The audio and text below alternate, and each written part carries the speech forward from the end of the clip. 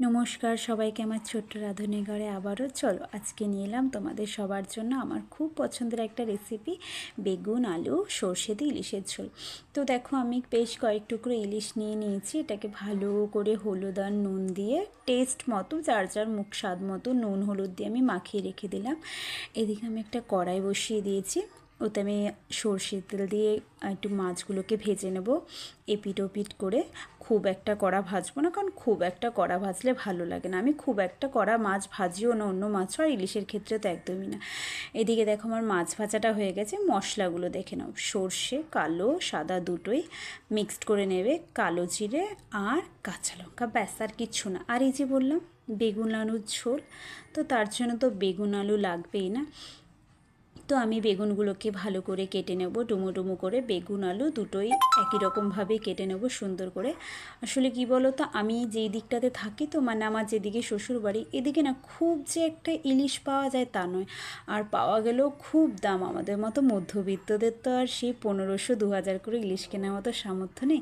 যাই হোক, দেখো আমি মশলা তো ওদিকে পেস্ট করে নেব, সর্ষে কাঁচা লঙ্কা একসাথে আমি পেস্ট করে রেখে দিলাম এক সাইডে।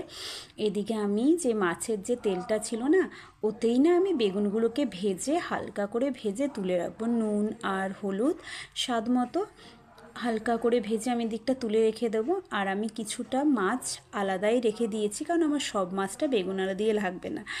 যাই হোক, বলতে বলতে আমার বেগুন ভাজাটা হয়ে গেছে, আমি তুলে রাখলাম।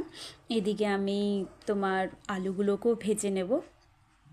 তার আগে আমি একটু কালো জিরে দিয়ে দিলাম, কারণ আমি আলুটাকে আর তুলে আলাদা রাখবো না। আলুটা যাই একটু ভাজা হয়ে যাবে না, আমি বেগুনগুলো যে হালকা ভেজে রেখেছি সেটা দিয়ে দেবো।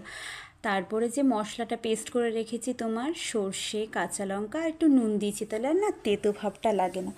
একটু দেওয়ার পরে কি করব বলো তো, বেশি আমি একটা কষাবো না, কারণ তেতো হয়ে যাবে।